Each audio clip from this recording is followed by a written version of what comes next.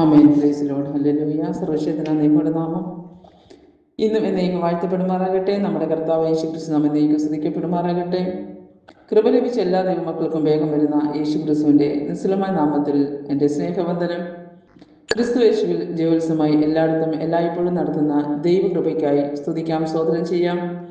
ഇന്ന് ദൈവത്തിൽ നിന്ന് എനിക്ക് ലഭിച്ച ആലോചന ഹോശയുടെ പുസ്തകം 1-ാം അധ്യായത്തിന്റെ 10-ാം വാക്യം 11-ാം വാക്യമാണ്. എങ്കിലും ഇസ്രായേൽ മക്കളുടെ സംഖ്യ അളക്കുവാനും എണ്ണുവാനും കഴിയാത്ത കടൽക്കരയിലെ പൂഴി പോലെ ഇരിക്കും. നിങ്ങൾ എൻ്റെ ജനമല്ല എന്ന് അവരോട് അരുളി ചെയ്തതിന് പകരം നിങ്ങൾ ജീവനുള്ള ദൈവത്തിന് മക്കൾ എന്ന് അവരോട് പറയും. യഹൂദ മക്കളും ഇസ്രായേൽ മക്കളും ഒന്നിച്ചുകൂടി തങ്ങൾക്ക് ഒരേ തലവരെ നിയമിച്ച് ദേശത്ത് നിന്ന് പുറപ്പെട്ടു പോകും. ഇസ്രായേലിന്റെ നാൾ വലുതായിരിക്കുമല്ലോ. Praise the Lord. ഹല്ലേലൂയ. ദൈവനാഥന്റെ മഹത്വം. ഞാനൊരു ഹിന്ദു കുടുംബത്തിൽ ജനിച്ചു വളർന്ന് ഇവിടം വരെ ദൈവം എന്നെ ക്രിസ്തുവിലേക്ക് നടത്തിച്ച് കൊണ്ടുവന്നു. എന്നെ വിളിച്ചൊരു വിശ്വസ്തൻ, അവസാനം വരെ എന്നെ കാക്കുന്നവൻ ശക്തനെന്ന് ഞാൻ വിശ്വസിക്കുന്നു. സ്തോത്രം.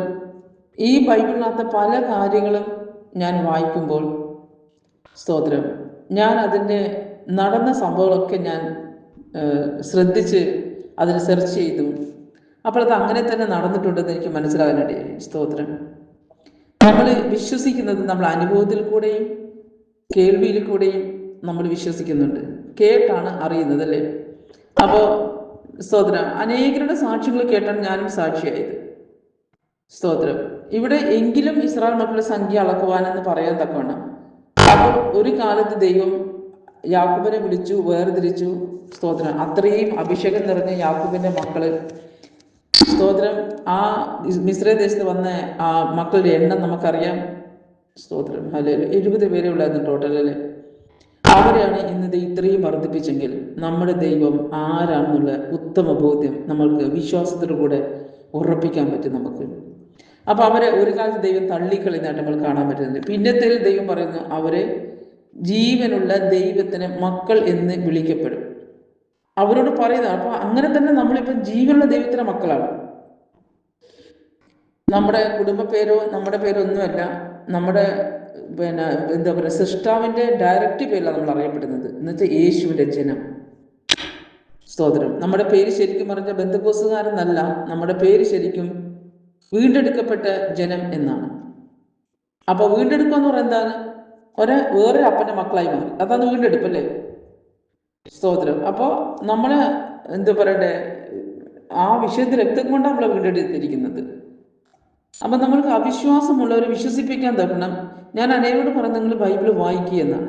ഞാനിതിപ്പോൾ സംസാരിക്കുമ്പോൾ 33ാമത്തെ പ്രാവശ്യം ഞാൻ വായിക്കുന്നത്. ഞാൻ പറഞ്ഞൊരു മിടുക്കല്ല, ഓരോ പ്രാവശ്യം വായിക്കുമ്പോഴും ഞാൻ വിശ്വാസത്തിൽ ഉറച്ചുകൊണ്ടായിരിക്കുന്നത്. അപ്പൊ ഒരു വൃക്ഷത്തിന്റെ വേര് താഴോട്ട് എത്രമാത്രം പോകുന്നോ അത്രമാത്രമാണ് വൃക്ഷത്തിന്റെ ഉറപ്പ്. അത് വേര് അധികം താഴോട്ട് പോയ വൃക്ഷം ഒരിക്കലും കാറ്റടിച്ചാലും മറിഞ്ഞ് വീഴത്തില്ല. എന്നുവെച്ചാൽ അത് ഉറച്ചിരിക്കുക, വേര് അടിയിലേക്ക് പോയിട്ട്. അപ്പൊ അതിന് അനവധി വേരുകൾ പുറപ്പെട്ടിട്ടുണ്ടല്ലേ. അപ്പൊ സ്തോത്രം. അപ്പൊ താഴ്വേര് എന്നൊരു വേരുണ്ട്. ആ വേരാണ് നമ്മുടെ വിശ്വാസം എന്നൊരു പേര്. ആ വിശ്വാസം നമുക്ക് വരുന്നത് ഇങ്ങനെയുള്ള ബൈബിൾ വായിക്കണം. നോക്ക്, ഇപ്പൊ നമ്മൾ കാണുമ്പോൾ ഇതൊക്കെ സംഭവിച്ചു കഴിഞ്ഞ ശേഷം ഇത് വായിക്കുന്നത്. സ്തോത്രം. ഇത് സംഭവിക്കുന്നതിന് മുമ്പേ എഴുതിയതാണ്. അവർ ഇത്രയും പെരുകിയിട്ടില്ല. ഇങ്ങനെ പെരുകുന്നതിന് മുമ്പേയാണ് പ്രവചനം എഴുതിയത്. ആ പ്രവചനം ഇന്ന് നമ്മളെ കണ്ണുകൊണ്ട് നമ്മൾ കണ്ട് നിവൃത്തീകരിച്ചു എന്ന് നമ്മൾ കാണുന്നുണ്ട്. അങ്ങനെയാണെങ്കിൽ ദൈവമക്കളെ, നമ്മളൊരു അവിശ്വാസമായിട്ട് ജീവിക്കുന്നതിനേക്കാളും നല്ല ഒരു വിശ്വാസമായിട്ട് ഒരു ദിവസങ്ങളിൽ ജീവിക്കുന്നതാണ്. സ്തോത്രം. ദൈവനാഥന്റെ മഹത്വം. കടൽക്കരയിലെ പുഴി പോലെ ഇരിക്കുമെന്ന് പറഞ്ഞ് നമ്മളിപ്പോ കണ്ടുകൊണ്ടിരിക്കുക. ഇവരെ മക്കളെ കൊണ്ട് ദൈവം വർദ്ധിപ്പിച്ചുകൊണ്ടിരിക്കുക. അവരെവിടെയും കുറയുന്നില്ല. അവർ വീണ്ടെടുക്കപ്പെട്ട ജനമായിട്ട് ദൈവത്തിന്റെ മക്കളായി മാറിക്കൊണ്ടിരിക്കുക. സ്തോത്രം. ഇത് പറയുമ്പോൾ ഒന്നും കൂടെ പറയാനുണ്ട്. അതായത് നമ്മൾ ആത്മീയമായിട്ട് പഠിക്കുമ്പോൾ നമുക്ക് കാണാൻ പറ്റുന്ന ഒരു കാര്യമുണ്ട്. ദൈവത്തിന്റെ മക്കളെന്ന് പറയുന്നവരെയാണ് പിശാച് പിടിച്ച് അവന്റെ വീട്ടിലേക്ക് അടിമത്തത്തിലേക്ക് കൊണ്ടുപോകുന്നത്.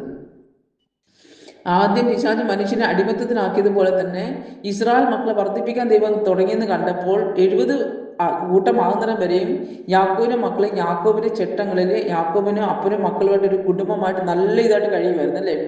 അവരെ വർദ്ധിപ്പിക്കാൻ നോക്കിയപ്പോൾ പിശാച് അവരെ അവിശ്വാസത്തിലേക്കാണ് വിളിച്ചു കൊണ്ടുപോയത്. അവർ വിശ്വസിക്കാൻ തക്കുന്ന അവരുടെ ഹൃദയത്തെ എന്താ പറയുക, അവരെ കണ്ണുകളൊക്കെ പിശാച് കുരുടാക്കി കളയുന്ന നമ്മൾ കാണാൻ പറ്റും അവരുടെ സ്റ്റോറി കാണുമ്പോൾ. അവരെത്ര പ്രവൃത്തികൾ കണ്ടാലും എത്ര ദൈവത്തിൻ്റെ അത്ഭുതങ്ങൾ കണ്ടാലും അവരുടെ ഉള്ളിൽ പിന്നെയും പിറുപിറുപ്പ്. ഈ പിറുപിറുപ്പും അവിശ്വാസം വരുന്നത് ദുഷ്ടഹൃദയമെന്ന് വചനം പറയുന്നുണ്ട്. അപ്പോൾ ദുഷ്ടഹൃദയം നമ്മൾ ഉണ്ടെങ്കിൽ സ്തോത്രം, അതായത് ദുഷ്ടൻ്റെ ആലോചന നമ്മൾ ഹൃദയത്തിനകത്തുണ്ടെങ്കിൽ സംശയത്തിൻ്റെ ആ സംശയത്തിൻ്റെ ആ ഒരു ഇതുണ്ടല്ലോ, അത് പാടെ നശിച്ചു പോകണം. സംശയിക്കുന്നവർക്ക് ഒരിക്കലും ദൈവത്തിൽ നിൽക്കാൻ പറ്റത്തില്ല. ഉറപ്പും ബലമുള്ളവർ സംശയിക്കാത്തവരാണ്. അത് നടക്കും. എന്താ നടക്കാതെ? ദൈവത്തിന് അസാധ്യമായിട്ട് ഒന്നുമില്ല എന്നുള്ള ഒരു ഉറച്ച വിശ്വാസം നമ്മൾക്ക് വരുന്നത് ധ്യാനിക്കണം. അതുകൊണ്ടാണ് സങ്കീർത്തനങ്ങൾ 1-ാമത്തെ അധ്യായത്തിൽ തന്നെ പറയുന്നത്, യഹോവയുടെ ന്യായപ്രമാണത്തിൽ രാപ്പകൽ ധ്യാനിക്കുന്നവർ ഭാഗ്യവാന്മാർ. ദൈവമക്കളെ, ഉൽപ്പത്തിയും പുറപ്പാടും ഞാൻ പറഞ്ഞിങ്ങനെ, ഉൽപ്പത്തിയും പുറപ്പാടും മാത്രം വായിച്ചാൽ മതി ഒരാളെ വിശ്വാസം വർദ്ധിക്കുക. എന്നുവെച്ചാൽ അതിനകത്ത് ദൈവം ആദ്യവും അന്തും ഓൾറെഡി എഴുതി കഴിഞ്ഞു, അത് ചെയ്തും കഴിഞ്ഞു. പക്ഷെ ദൈവത്തിനെ സ്നേഹിക്കുന്നവർക്ക് എന്ത് കൊടുത്തെന്നും അബ്രഹാമിൻ്റെ സാക്ഷ്യം, ഇസഹാക്കിൻ്റെ സാക്ഷ്യം, യാക്കോബിൻ്റെ സാക്ഷ്യം, ഈ 3 സാക്ഷ്യങ്ങളും എവിടെയുണ്ട്? ഈ 2 പുസ്തകത്തിനകത്തുണ്ട്. സ്തോത്രം. ഇസ്രായേൽ മക്കളെ വർദ്ധിപ്പിച്ചു. പുറപ്പാട് പുസ്തകം, അവർ പുറപ്പെട്ടു പോയി, അടിമത്തിൽ നിന്ന് അവരെ പുറപ്പെടുവിച്ചു. അവർ പുറപ്പെട്ടവരെ കൊണ്ടുപോയി അവരെ വർദ്ധിപ്പിച്ച് എവിടെയാണ്? മരുഭൂമിയിൽ വെച്ച്. ആ വർദ്ധിക്കാൻ തുടങ്ങിയ സമയം മുതൽ പിശാച് അവരെ പിടിച്ച് കൈവശമാക്കാൻ തുടങ്ങി. സ്തോത്രം. യഹൂദ സ്തുതിക്കപ്പെട്ടവെന്ന് പേര് വന്നു. പക്ഷെ യഹൂദയെ തന്നെ ആദ്യം തന്നെ പിശാച് പിടിച്ചുകൊണ്ടുപോയി. ആ യഹൂദ കുലത്തിൽ തന്നെ കർത്താവ് യേശു ക്രിസ്തു ജനിക്കുകയും ചെയ്തു. ദൈവത്തിന്റെ പദ്ധതിയും പ്ലാനും തടയാൻ ഒരു മനുഷ്യരെ കൊണ്ട് കഴിയത്തില്ല. ദൈവമക്കൾ, അത് ഒരിക്കലും നടക്കത്തൂല. അതെല്ലാം താൽക്കാലികമായ അവൻ്റെ ഒരു എന്താ പറയണ്ട അടവെന്ന് മാത്രമേ പറയാനുള്ളൂ. പക്ഷെ ഉറപ്പും വിശ്വാസമുള്ളവരുണ്ടല്ലോ, ഒരു അടവിനകത്ത് വീഴത്തില്ല, ഒരു പിശാച തന്ത്രത്തിന് വീഴത്തില്ല. സ്തോത്രം. ദൈവനാഥന് മതി. അപ്പം ഒരു കാലത്ത് അവരെ തള്ളിക്കളഞ്ഞ ദൈവം പിന്നീട് അവരെ മക്കളാക്കിയിട്ടാണ് ദൈവം ചേർത്തത്. പിന്നീട് അവർ ചേർക്കുമ്പോൾ കർത്താവ് യേശുക്രിസ്തു, അതാ പറഞ്ഞ ദൈവത്തിന്റെ പ്ലാൻ ദ ബിഗ് പ്ലാനാണ്. ആ പ്ലാൻ നമുക്ക് ഒരിക്കലും ചിന്തിക്കാൻ പറ്റത്തില്ല. അത് ആ പ്ലാൻ എന്താണ്? അതുകൊണ്ട് യേശു പറഞ്ഞത്, നിങ്ങൾ ഒന്നിനെ കുറിച്ച് വിചാരപ്പെടില്ല. ദൈവത്തിന്റെ മക്കളെ പേരുള്ള പ്ലാന് അത് ദൈവം ചെയ്യും. സോദര, അതുകൊണ്ട് നമ്മളിപ്പോൾ അപ്പനോട് നമ്മൾ ആവശ്യം പറയുമ്പോൾ അപ്പൻ ആവശ്യക്കാർ നടത്തരും. പക്ഷേ നമ്മളെ മേലുള്ള അപ്പന്റെ പ്ലാൻ എന്തായിരിക്കും? അത് ബിഗ് പ്ലാൻ ആയിരിക്കും, ഒരിക്കലും ചെറുതായിരിക്കത്തില്ല. സ്തോത്രം. ദൈവനാഥന് മുഖത്തുണ്ടായിരിക്കും. അപ്പൊ ഇവിടെ രണ്ടാമത്തിൽ കാണുന്നത്, തങ്ങൾക്ക് ഒരേ തലയിൽ നിയമിച്ച് ദേശത്ത് നിന്ന് പുറപ്പെട്ടു പോകും. ഇസ്രായേൽ നാൾ വലുതായിരിക്കും. പക്ഷെ ഇസ്രായേൽ നാൾ ഒരിക്കലും ചുരുങ്ങാൻ പറ്റത്തില്ല. അതായത് ദൈവമക്കളെ നാൾ ചുരുങ്ങത്തില്ല, ആ നാൾ ദീർഘമായിരിക്കും. യോബിന്റെ പരീക്ഷാ കാലഘട്ടം കഴിഞ്ഞപ്പോൾ യോബിന് പിന്നെ വീണ്ടും ദൈവം ആയുസ് വീണ്ടും അതിൽ ഇരട്ടി വർദ്ധിപ്പിച്ചു കൊടുത്തു. അബ്രഹാമിന്റെ ആയുസ് ഇരട്ടിയാക്കി വർദ്ധിപ്പിച്ചു കൊടുത്ത്, മോശയുടെ ആയുസ് ഇരട്ടി വർദ്ധിപ്പിച്ചു കൊടുത്ത്. സ്തോത്രം. അങ്ങനെ നമ്മളെ ദീർഘായുസോടെ ദൈവം നടത്തി. എന്തിനാണ് നടത്തിയത്? ദൈവത്തിന്റെ പ്രവൃത്തി നമ്മളെ കൂടെ വെളിപ്പെടാൻ വേണ്ടി ദൈവം ആയുസ് നീട്ടി തന്നുകൊണ്ടിരിക്കുന്നത്. സ്തോത്രം. ഹല്ലേലൂയ. അപ്പോൾ ഇവിടെ എന്ന് വെച്ചാൽ വലുതായിരിക്കും എന്ന് പറഞ്ഞ അർത്ഥം എന്താണ്? അവരുടെ നാൾ ചുരുങ്ങത്തില്ല. അത് ചുരുക്കാൻ വേണ്ടിയാണ് പിശാച് നമ്മളെ കൊണ്ട് പാപം ചെയ്യിച്ച് രോഗികളാക്കി കിടപ്പിലാക്കി കിടന്നത്. അതുകൊണ്ടാണ് കർത്താവ് യേശു പറയുന്നത്, പിശാച തന്ത്രങ്ങൾ നമ്മൾ അറിയണം. അതായത് പാമ്പിനെ പോലും പ്രാവിനെ പോലും നമ്മൾ ജീവിക്കണം. സ്തോത്രം. കർത്താവ് യേശു ക്രിസ്തു ശിഷ്യന്മാരെ പഠിപ്പിച്ചത് മുഴുവനും പിശാചിന്റെ തന്ത്രങ്ങളെയാണ്, അവന്റെ സാമർത്ഥ്യത്തെയാണ്. ഉറങ്ങിക്കിടക്കുമ്പോൾ പോലും ഹൃദയത്തിലെ വചനം എടുത്തുകളെന്ന് പറഞ്ഞു. ഞാൻ ദൈവമക്കളെ, ഞാൻ പറയട്ടെ, ഞാൻ ഉറങ്ങുമ്പോൾ എൻ്റെ നെഞ്ചത്ത് കൈവച്ച് ഞാൻ യേശുവിന് സ്തോത്രം സ്തോത്രം സ്തോത്രം പറഞ്ഞുകൊണ്ട് കിടക്കും. പക്ഷെ എൻ്റെ ഹൃദയത്തിൽ കയറിയത് എടുത്തു കളയാതിരിക്കാൻ അത് ഞാൻ അതിൻ്റെ മേൽ കൈവച്ച് സ്തോത്രം ചെയ്തുകൊണ്ടിരിക്കും. ദൈവമക്കളെ, ദൈവം നമ്മളെ അനുഗ്രഹിക്കും. നമ്മളെ അനുഗ്രഹിച്ച് വർദ്ധിപ്പിക്കാൻ അദ്ദേഹം വിളിച്ചത്, നമ്മളെ കുറച്ച് കളയാനല്ല. അപ്പോൾ കുറഞ്ഞു പോകുന്ന ആരാണ്? സ്തോത്രം. അതാണ് നേരത്തെ നമ്മൾ ഇതിന്റെ 1-ാമത്തെ അധ്യായത്തിന് 1 വരെ വായിക്കുമ്പോൾ മനസ്സിലാവും. ദൈവത്തിന്റെ ആലോചന തിരസ്കരിച്ചിട്ട് അതിന് കാത്തു നിൽക്കാതെ സ്വന്തം ബുദ്ധി പ്രകാരം സ്വന്തം ഇഷ്ടപ്രകാരം മനുഷ്യരുടെ ആശ്രയിച്ചിട്ട് മനുഷ്യ ഭുജത്തിൽ ആശ്രയം വെച്ചുകൊണ്ട് സ്തോത്രം ദൈവത്തിന്റെ പവറിനെ വിശ്വസിക്കാതെ പിറകോട്ട് പോകുന്നവരെയാണ് ദൈവം ഇടയ്ക്ക് വെച്ചൊക്കെ തള്ളിക്കളയുന്നത്. പിന്നെ അവർക്ക് ദൈവത്തിന് വേണ്ട, പിന്നെ പിശാചിന് അവരെ വേണ്ട. മനസ്സിലായി? പിന്നെ അവരെവിടെ പോകും? മണ്ണിലേക്ക് ഇറങ്ങിപ്പോകും. എന്നുവെച്ചാൽ പിശാച് പിന്നെ വേണ്ട. അപ്പൊ പിശാച് വേണ്ടത് ആരെയാണ്? ദൈവത്തിന് കൂടെ നടക്കുന്നവരെ. ദൈവത്തിന് ആരെയും വേണ്ടു? കൂടെ നടക്കുന്നവരെ. സ്തോത്രം. ദൈവത്തിനടുത്ത് കൈവിട്ട് കുടഞ്ഞിട്ട് ഞാൻ പോകുന്നവർ പോയി കഴിഞ്ഞാൽ ദൈവം പറഞ്ഞ് പോകുന്ന വഴിക്ക് പോകാൻ പറയും. ഈ പോകുന്ന വഴിക്ക് ആരും പിടിച്ചോണ്ട് പോകും?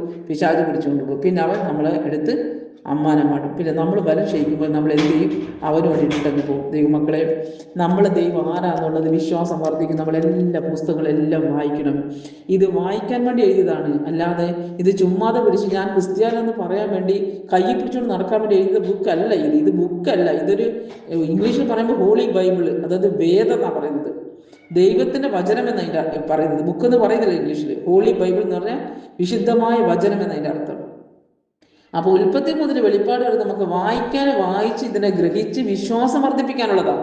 അല്ലാതെ ഇത് പഠിച്ച് പൈസ ഉണ്ടാക്കാനുള്ളതല്ല. ഇത് പഠിച്ച് പിന്നെ എന്തുവേണ്ട ചാനൽ നിർമ്മിച്ചേറ്റും എങ്ങനെയൊക്കെ ആയിക്കോട്ടെ അങ്ങനെ പണം സമ്പാദിക്കാനുള്ളതല്ല ഈ ദൈവത്തിൻ്റെ വചനം. നമ്മളെ വിശ്വാസം തന്നെ ഉറപ്പും ബലവുമായിട്ട് വന്നിട്ട് നമ്മൾ തന്നെ ദൈവസന്നിധിയിൽ ഉറപ്പും ബലമുള്ളവരെ നിൽക്കുന്നവരെ തീരാണ് ദൈവം നമുക്ക് എഴുതുന്നത്. അധികം ഒന്നും നോക്കിയില്ല, നമ്മൾ ഈ ഒരു വചനം തന്നെ നോക്കിയാൽ മതി. ഇസ്രായേൽ മക്കളെ ദൈവം വർദ്ധിപ്പിച്ചോ ഇല്ലയോ? സ്തോത്രം. യാക്കോബിൽ നിന്ന് തുടങ്ങിയ ദൈവം ഒരു വടിയുമായിട്ട് കടന്നുപോയി യാക്കോബിന് ഒരു കൂട്ടമായി തീർന്നു. പിന്നെ അങ്ങോട്ട് പെരുപ്പമായിരുന്നു. പിന്നെ യാക്കോബിന് ഒന്നും കുറഞ്ഞില്ല. പിന്നെ അവിടെ മുതൽ കഴുതയാകട്ടെ, ആടാകട്ടെ, മാടാകട്ടെ, മക്കളാകട്ടെ, ഭാര്യ, വെപ്പാട്ടി എന്തുകൊണ്ട് എല്ലാം വർദ്ധിപ്പിച്ചു കൊടുത്തുകൊണ്ടിരുന്നു. ഈ വർദ്ധിപ്പിക്കാൻ ദൈവം നമ്മളീ വർദ്ധിപ്പിക്കാൻ വിളിച്ച കേട്ടോ, കുറയ്ക്കാൻ വിളിച്ചതില്ല, കൂട്ടാൻ വിളിച്ചതാണ്. കർത്താവ് യേശു ക്രിസ്തുവിനോട് കൂട്ട അവകാശം തന്ന്, കർത്താവ് യേശു ക്രിസ്തുവിന്റെ ഓഹരിയും തന്ന്, നിത്യജീവനും തന്ന്, മക്കൾ എന്നുള്ള പുതിയ പേരിലും വിളിക്കപ്പെട്ട് അങ്ങനെ അനുഗ്രഹിക്കപ്പെട്ട നമ്മള് സ്തോത്രം അനുഗ്രഹം അനുഭവിക്കുന്നതിന് പകരം എപ്പോഴും കരഞ്ഞും പിടിച്ചും അവിശ്വാസം വർദ്ധിപ്പിച്ചും കൊണ്ട് വിശ്വാസത്തെ പിറകോട്ട് തള്ളിക്കഴിഞ്ഞ് അവിശ്വാസത്തെ വർദ്ധിപ്പിക്കുന്നത്. സ്തോത്രം. വിശ്വാസ വചനം നമ്മൾ ഉറപ്പോടെ പറയുമ്പോഴാണ് നമ്മളെ വിശ്വാസം വർദ്ധിക്കുന്നത്. അതുകൊണ്ട് ദൈവമക്കളെ ഈ വചനം ഒന്ന് ധ്യാനിച്ച് സ്തോത്രം, ഈ വചനത്തിനകത്ത് ദൈവം ചെയ്ത അത്ഭുതങ്ങൾ നമ്മൾ ഈ ഭൂമിയിൽ ഒന്ന് നോക്കുക. നോക്കിയിട്ടാണ് നമുക്ക് മനസ്സിലായി ദൈവം നമുക്ക് വേണ്ടി എന്തെല്ലാം അത്ഭുതം ചെയ്യുന്നു. ഓരോ ദിവസവും നമ്മളെ ദൈവം നടന്നതിന് അത്ഭുതകരമായിട്ടാണ്. സ്തോത്രം. അത് നമുക്ക് മനസ്സിലാകാത്തതുകൊണ്ടാണ്. അതുകൊണ്ട് അവിശ്വാസിയായിട്ട് ദുഷ്ടഹൃദയമുള്ളവരായിട്ട് ജീവിക്കരുത്. സ്തോത്രം. നമ്മൾ വിശ്വാസമുള്ള നല്ല ദൈവത്തിന്റെ ഹൃദയമാണ് നമുക്ക് ജീവിക്കാം. ഈ വചനങ്ങൾ എന്ത് ചെയ്യും? നമ്മൾ അനുഗ്രഹിക്കട്ടെ. സർവ്വക്ഷേത്രത്തിൽ പെടുന്ന വാഴ്ത്തപ്പെടുമാറായിട്ട്. ആമേൻ.